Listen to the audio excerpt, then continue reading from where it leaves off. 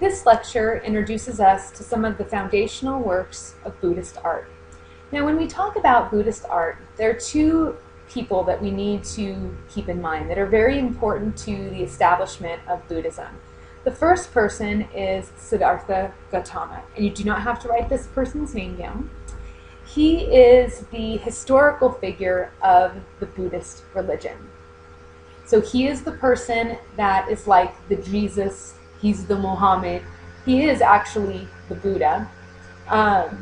He is the person that's credited for establishing the initial tenets of the religion and spreading those tenets to others, and then the religion grows from there. Now, Siddhartha Gautama was born in Nepal sometime around the 5th century BCE, the middle of the century, and that's about as specifically as we can get in terms of the time during which he lived. Now, with Buddhism, it does, as the religion kind of moves on and grows, splinters off into varying sects that have different beliefs regarding the practice of Buddhism. Now, what we're going to look at in this class, because we're most concerned with the ancient world, is we'll be looking at kind of the more initial ideas of Buddhism. And with the initial ideas of Buddhism, there was considered only one Buddha, and that was Shakyamuni, who was the historical Buddha. And as I said, that person, Shakyamuni, the historical Buddha, was Siddhartha Gautama. Now, the Buddha is not considered to be a god. There actually are no gods with Buddhism. He just is considered to be this especially holy and enlightened figure, and especially wise. We'll throw that one in as well.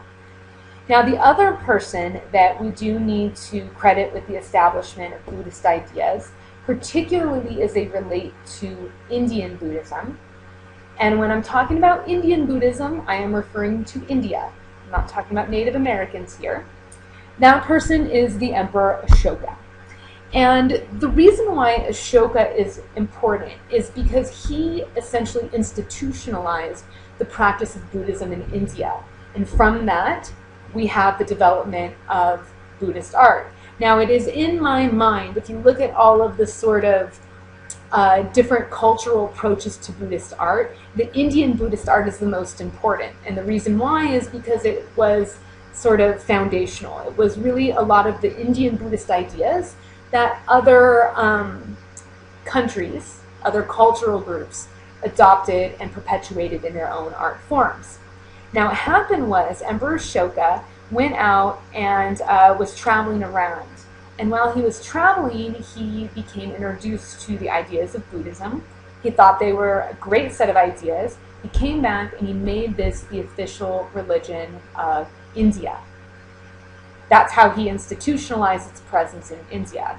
Now, of course, this means that he needs to ensure that there's art being created that communicates the ideas of this religion. So one of the things that Ashoka did is he had these very tall pillars erected in varying places around India.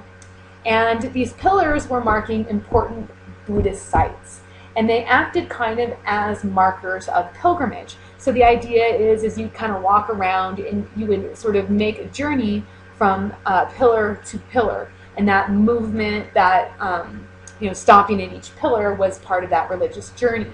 Now, there's a secondary function with the pillars, and that is to simply mark the presence of Buddhism in India. This sure sounds familiar to me. I feel like we've talked about this before. Tall pillars that are visually assertive as a way to remind people to practice the religion. Does this sound familiar to you? If you're thinking of the minaret, you would be correct. It's the same concept, okay? Different context, obviously, and things like that, but conceptually, there's a link there. Now, one of the things that he did, and this is important, is on the top of the pillar, on the top of the column, we see that there's a sculpture. And this sculpture is a depiction of a lion, okay? Now, here's what's significant about the lion. In the earliest periods of Buddhist art, the first two periods, this period that we're looking at here is the Myra period. It's the first period of Buddhist art production. And in the second period, the Shunga period, it's the same. we see in Buddhist art non-iconic symbolism. Now, we've talked about this already when we were talking about Islamic art. Okay? With non-iconic symbolism, it means that we don't have human representation. Now, I want to caution you on this. We've talked about this before, but I'll talk about it again. We have to be careful with this definition of non-iconic because it actually means different things to different religions. So we know that in Islamic art, non-iconic symbolism is very strict, that there is no representation of people or animals. Now, with Buddhist art, it's a little bit different. You can have representations of people. Clearly, you can have representations of animals. You just cannot have representations of Buddha in human form. That was considered to be sacrilegious, that he was too important, he was too holy, too special to have his image captured in stone or whatever medium you want to talk about. So that's what non-iconic symbolism means for Buddhist art, that the Buddha is not depicted as a human, in human form. He's referred to symbolically, and that's what this lion is. This lion is a symbolic reference to the Buddha, to Shakyamuni. Now, what is the symbol? Okay, well, this is really important. When the Buddha was still Siddhartha, he was actually a prince. He was a prince, and he was known as Shakyamuni, and it was like a nickname, lion skin. He was the lion skin of the Shakya tribe.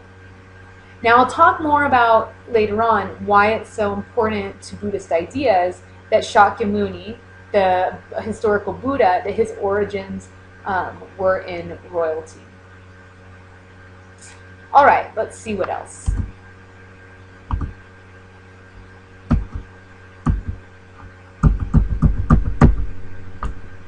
All right, here we have the Great Stupa, and we have moved on to the Shunga period. This is our second period of Indian Buddhist art. And the Great Stupa is located in Sanchi. Now, with the Great Stupa, okay, first of all, let's talk about what a stupa is. A stupa is a burial mound. So yet another burial mound, but because this is a specific mound with a unique shape that is distinct to India, we call it specifically a stupa. Okay, it's a burial mound. Now, many stupas throughout India were considered to hold the remains of the historical Buddha. Now, I've read conflicting numbers of this. I've read 1 to a very few to 100,000, which is a number that's a little bit audacious to me. But there really is no sort of distinctive way to tell. Most scholars are pretty united behind the fact that this stupa, the Great Stupa, likely holds the remains of the Buddha. And the reason why is because the Sanchi was an important place in the life of the Buddha. This was where he gave a very important sermon. Now, with the stupa, okay, all interaction between the viewer and the structure take place on the exterior of the stupa. There is no interior on the stupa. It is literally a dirt mound that is faced by brick, rock, and stucco. Now, the Great Stupa functions as a pilgrimage site. Again, religious journey. So what happens is, for the Great Stupa, is you would make your journey to this site. You would enter in through one of the 4 gateways, which are called torana.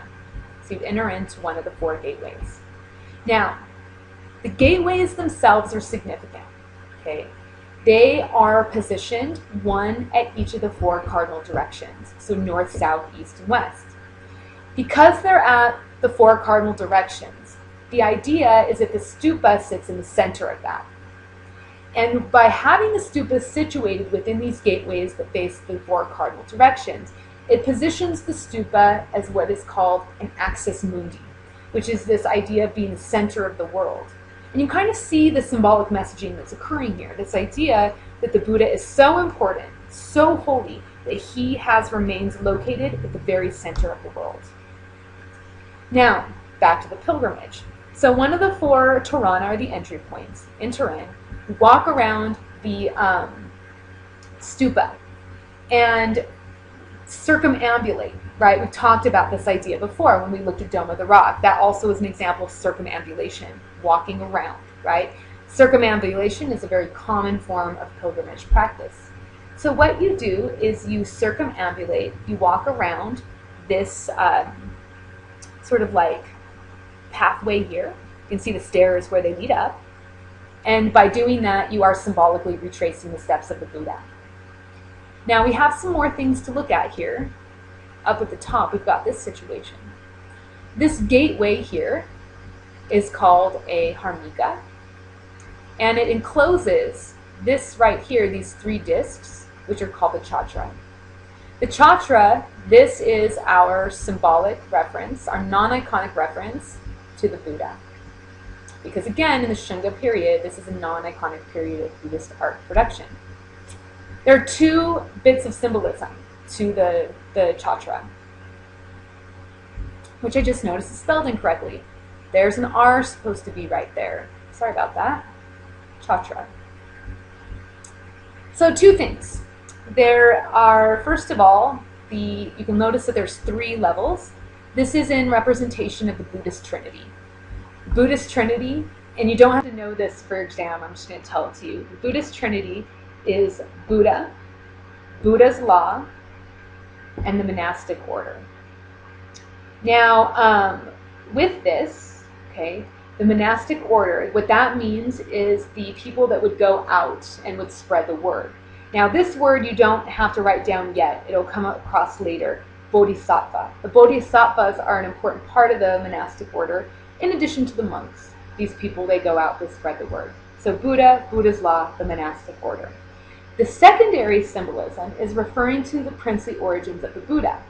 So the reason why is because when the Buddha was a prince, he had an umbrella that was carried over him, which first of all protected him from the sun, right? So important, doesn't want the sun burning him. But it also is a visual marker of state, so that when he's walking around, people can see the umbrella and they will immediately know that the Buddha is of royalty. Although I shouldn't call him the Buddha at that point, he wasn't yet. That Siddhartha, Shakyamuni, that he was royalty. So it's a very immediate visual indicator of royalty. Now let's take a look at some of the sculpture that adorns the torana. We're looking at a Yakshi bracket figure. This is on the east gate, the east torana of the Great Stupa. And a Yakshi, as you can see here, is a Buddhist nature deity. Now the Yakshi, ending with an I, indicates it's a female Buddhist nature deity. The males were referred to as Shakya. Now I do want to say, in terms of the way that the form is treated here, that this is highly typical of Indian art across the board, whether we're talking about Buddhist art, Hindu art, secular art, okay? And basically what that means is with Indian sculpture, the body is treated very fleshy. It's voluptuous for females. The body moves and it undulates. There's a fluidity. It's not stiff or rigid, kind of like what we were seeing, for example, with archaic Greek sculpture. So you can see here the fleshiness, the movement, and in many ways evocative of dance. And I don't think that that's too far out of left field of an interpretation, because dance is an important art form to India. So we can see that she is nude. And can you make any immediate symbolic associations to the nudity? I would hope at this point that it'd be a pretty quick association for you to link this to fertility, right? We've seen this since the earliest images of the Paleolithic period. We have emphasized breasts, hips, belly, genitalia, fertility. And of course, this makes perfect sense because we're looking at a Buddhist nature deity, right? And fertility and nature are 2 concepts that are very closely connected. Now, what we see is that she's kind of dynamically hanging onto a tree. This is in reference to a Buddhist folklore that talks about the fertile potential of women.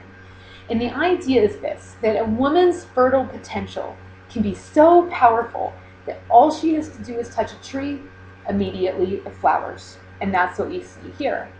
Now I have a theory. I have a theory that this also is representing something else. Because as you all know by now, I do not believe in coincidences. And so looking at this site that's so closely associated with the Buddha, looking at this tree image associated with fertility, there are some interesting connections that one can make to the story of the Buddha. And so I think this is functioning as kind of like some indirect non-iconic symbolism as well. So here's the story, okay? The story is this. When the Buddha was born, okay, first of all, he was immaculately conceived, okay? Do we by any chance know of any other historical religious figure that was immaculately conceived? Oh, that's right. Jesus was as well, okay? So he was also immaculately conceived.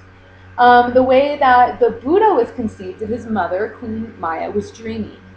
And in her dream, this white elephant comes in and says, hey, you're pregnant. And she's pregnant with the future Buddha. So what happens is when the Buddha is born, okay, Queen Maya is in labor. And the myth is that that she is standing while she's giving birth, and she holds on to a tree. And then the Buddha magically jumps out of her side. And you can see it in many Buddhist images. There's this sort of like man-baby homunculus Buddha that's like diving out of the side of his mother. Now, a lot of times myth is attached to reality. And I think that this is the case for this religious narrative. Scholars believe that the Buddha may have been born via C-section. So that idea of Buddha magically being born from his mother's side could be a reference to the reality of the way in which the Buddha was born. But I think that the standing up, the holding on the tree that we see here is a reference to the narrative behind the birth of Siddhartha, who then becomes Shakyamuni, the historical Buddha. And here he is. Here is the Buddha. He finally makes his appearance in the Gandhara period, the third period of Buddhist art production. This is a typical example of the Buddha's representation in art.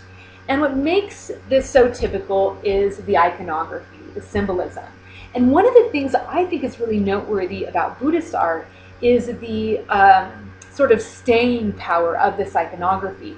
The very first images of the Buddha in art, this is one of the very first that we see here. They all contain this iconography. When Buddhist art is imported into other countries who are converting to Buddhism, the iconography persists. And even today in the year 2017, we still see the use of this same iconography. It is very, very, very important, which is why I'm going to cover it and why, you guessed it, it's going to appear on your final exam. Okay, so let's talk about the iconography, the symbolism. We'll start talking about the Ushnisha. Now, the Ushnisha, this looks like it's like a hairstyle, like a bun, a hair man bun, right? Buddha's the first hipster. It's like a man bun, okay? Hair piled on top of the head, but that's actually not what it is. The Ushnisha is actually an extra space in the head, an additional cranial capacity. The Buddha was so smart, he was so wise that his head could not contain all that wisdom, and so his head grew an extra little compartment, the Ushnisha, to store all of this wisdom. Now again, like Buddha's birth story, this is likely myth deriving from actuality. In actuality, he did not probably have an extra cranial space, right? But we don't know because the Buddha was cremated, so maybe. Likely he did not, and this is just kind of a mythical explanation. Here we have the urna. And the urna is kind of like a tuft of hair in the middle between the eyes. You can think of it kind of like as a unibrow. And the urna is the third eye. Okay? And what the urna represents is that the Buddha is all-seeing. Right? He sees everything. He's wise. And of course, if you have three eyes, you totally can see a bunch of things. So, three eyes. Wise, all-seeing. Now, there's another thing that we can talk about with the third eye, and that is this idea of representing a heightened spirituality. The idea is that the third eye is kind of a window to a greater understanding of the spiritual world, the universe, God, whatever. These things that are beyond this tangible, rational plane of existence. And the idea is that we all actually have a third eye, but not all of us are able to open our third eye during our lifetime. Supposedly, you can open your third eye by using psychedelic drugs, which of course I am not advocating, right? But a lot of people believe that's a way to open up the eye and sort of move beyond into this higher plane of thought, spirituality, existence, whatever. My point is Buddha didn't need drugs, okay? His eye, third eye, wide open. And it shows that he has that sort of heightened level of spirituality. Here we have the extended earlobes. Now the extended earlobes, this refers to the princely origin of the Buddha. So when the Buddha was a prince, he was wealthy, he was a royalty, and he wore these huge earrings as a symbol of his wealth and his power and his station as royalty. When he decided to become the Buddha, to renounce all of this and travel around and spread the word of Buddhism, he took off these big, heavy earrings that he wore. But the earrings had stretched out his ears, and so it remained a symbol of, this former life that he once has. This is a really potent symbol because one of the big things that Buddhism addresses is this idea of rejecting attachment, of not wanting. So Buddhism really focuses a lot on this idea of suffering, okay? This idea that we suffer, and one of the reasons why we suffer is because we want things, and when we don't get them, it makes us feel sad, and we suffer. Now, Buddha, he had what theoretically so many people seek. He had wealth, he had power, and he gave all of that up willingly to live the life of a monk and spread these religious tenets, right? So he's meant to be kind of like a role model. Don't aspire for a lot of money. Don't aspire for a good job or to be powerful or whatever. Instead, you just live this honest, good, truthful Buddhist existence. Here we have the mudra. The mudra is kind of like it's kind of like sign language. And the mudra is very important because it references the subject matter as well as the content of the piece. And so when people would look at these sculptures, right, Buddha is formulaic. He looks the same because they use the same iconography. How do we know what's going on in that sculpture or the painting? You look for the mudra, and that will give you the information. There's hundreds and hundreds and hundreds of mudra. You don't have to know any of them. That's the good news. You just have to know what a mudra is, which is sign language.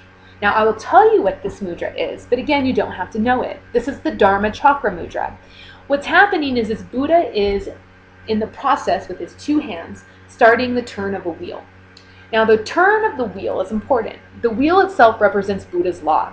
And the idea is that when he gives his very first sermon ever, that is when the wheel begins to turn, right? The laws of the Buddha. Now, you can also see it as the wheel of existence. The Buddhists believe in a cyclical nature of life, that we're born, we live, we die, we're born, we live, we die, cycle of life. The Buddha himself is the only one who's ever been able to spin out of that cycle of life and achieve enlightenment, to go to this place known as nirvana. Now the Bodhisattva, which we'll talk about in a minute, they have the ability to leave the wheel of existence and also achieve enlightenment, but they choose to stay in this cycle of life to help us. So that is the mudra. All right. Now, I do want to address something very important to you before we move on. This is not the Buddha. This is one of the most common art historical mistakes I see people making. I feel like I live my life to tell people that Hotei is not the Buddha. And now, I am sorry, but I am putting this responsibility onto you as well, to spread the word that Hotei is not the Buddha, but he is the Chinese and Japanese god of good fortune and prosperity. Now, Hotei is the Chinese name of this individual. The Japanese name is Budai, which that might be in part what explains this common mistake.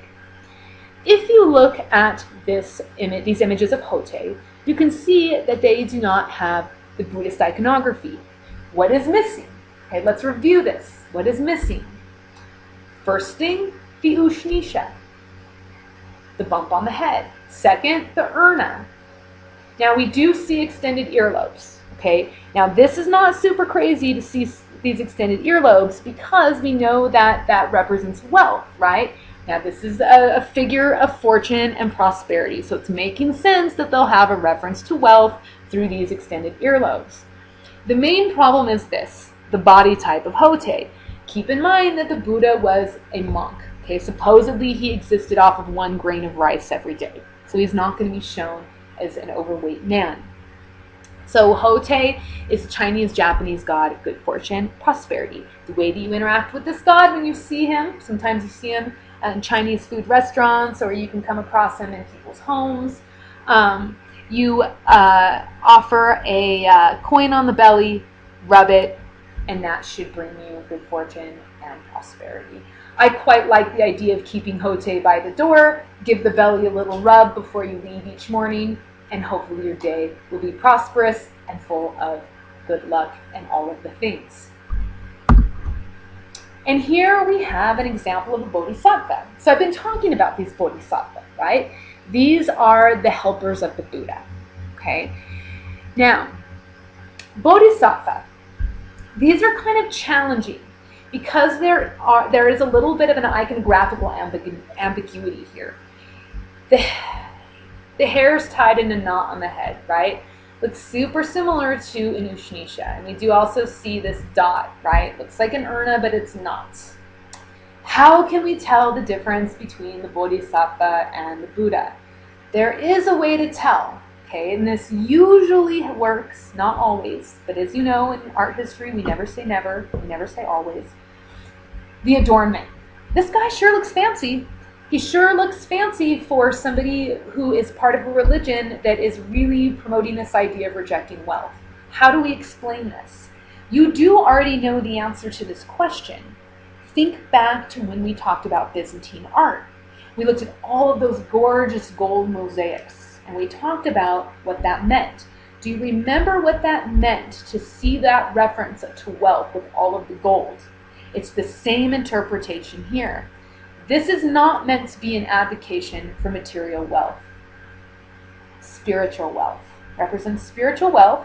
It also represents a connection to the earthly existence. Okay? Because again, they stay behind. The Buddha achieves parinirvana, which is his death, spins out of the wheel of existence, enlightenment, he's in nirvana.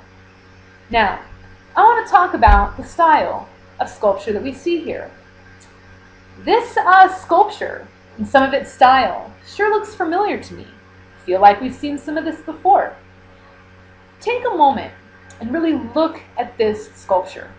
Pause the video and really examine it closely, right? It's very important with art history. We spend some time looking at the image to see the clues that that image offers. Do you see anything that's familiar? I don't know. I see contrapposto stance. Where have we seen contrapposto stance? We saw it in Greece. Which period? Classical transitional period. And also the Hellenistic period, right? Not yet in the archaic period, too soon. Also, musculature. Now this guy is not like overly muscular like we saw with, our Greek examples, but we do see some musculature. We see drapery. Now the drapery, okay, this is a little complicated. It's stylized, right? Now if we're going to connect this back to Greece, which is what we've been doing, we know that there's only really one period where we see stylized drapery before it begins to be shown more realistically. Do you remember the period that we see stylized drapery? The archaic period, okay? Now, with archaic stylized drapery, it does not function to reveal the form underneath. We do not see that beginning to occur until the classical transitional period. This drapery, with our knee poking forward, does reveal the form underneath. So the drapery actually is a mixture. It's a mixture of both archaic as well as classical transitional influences. You can say that the hair might be indicative of a Greek influence. Again, classical transitional or Hellenistic, because we have the braids when we're in the archaic period. What explains this Greek influence? Is this surprising to us to see a Greek influence in Indian Buddhist art? It might be a surprise, but it doesn't have to be, or shouldn't be, because this image here explains why we see this influence. Do you know what this is a map of? It's the Silk Road, extensive trading network that originated in the Mediterranean Sea. There's Greece, and extends all the way into China. You can see that the Silk Road extends through India. Now there's a second factor that explains the transmission of Buddhist ideas into India, and that second factor is Alexander the Great. When Alexander the Great went all the way out, he went as far as India and brought some of the Greek cultural ideas with him. So it's through imperialism and trade that we see these Greek ideas being transmitted to India. Now, what we're looking at here is we are looking at the interior of a chatta, and this chatta is located at Ajanta, which is a large collection of structures carved into this large rock formation that has this sort of horseshoe shape. This is Cave 19. Chatta means holy space.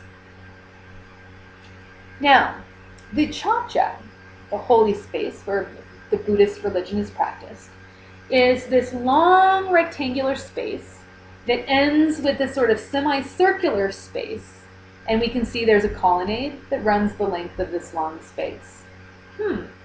This sounds familiar to me. I feel like we've studied before in this class religious spaces that were long and rectangular that ended in a semicircular space with a colonnade.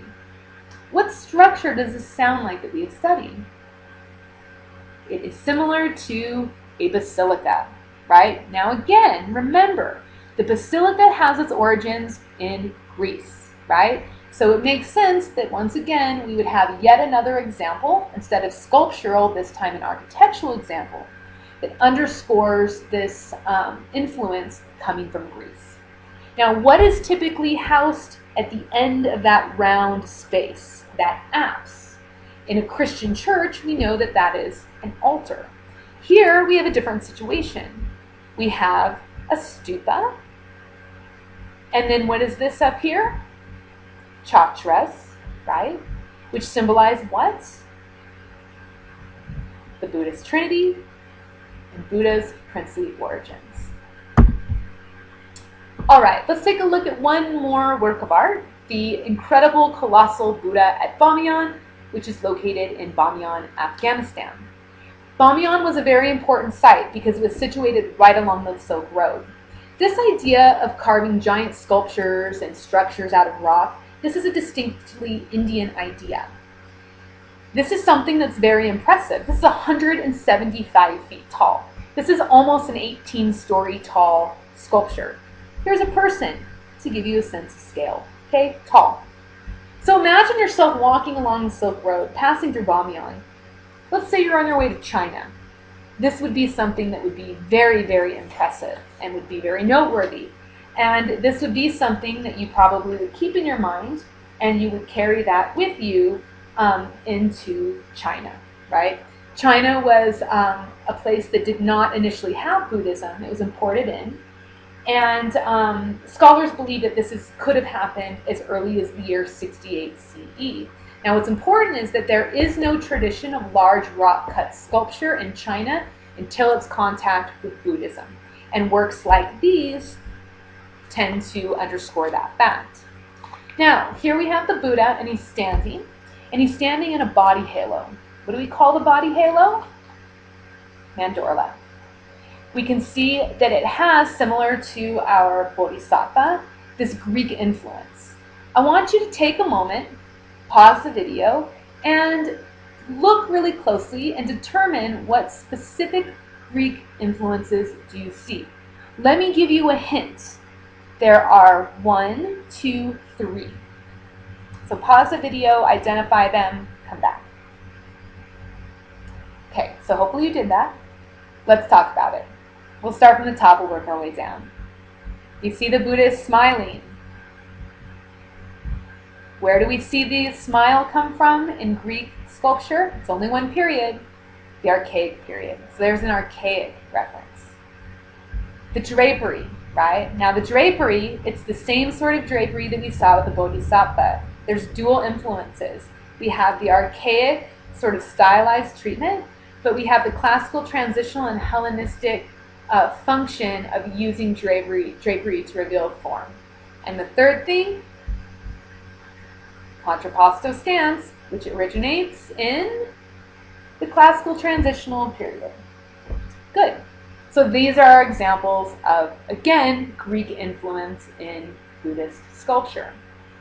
Now, unfortunately, I do have to end our lecture on a sad note. And this story begins and ends in the year 2001. In the year 2001, we have the Taliban, who are occupying this area. And the Taliban aren't too happy. They're not too happy with images such as this because obviously, from what we know about Islamic art, we have this extremely large, iconic image of a religious figure that is not Allah. That's a problem. But there's another problem, okay? Because very often are the issues and the protests of these extremist religious groups about religion. More so they're about power. And the issue is that the UN had declared that the Taliban were engaging in terrorist activities, and so the UN would no longer be providing humanitarian aid to Afghanistan because they didn't want to support the shenanigans of the Taliban. So to show that to protest this lack of funding and to show that they weren't terrorists, they blew up the Colossal Buddha at Bamiyan. And so here is what we have left. This incredible, amazing, giant sculpture of the Buddha, a pile of rubble. And we have talked about this. We've talked about this with ISIS and the way that they were damaging the Lamasu, right? This is not okay.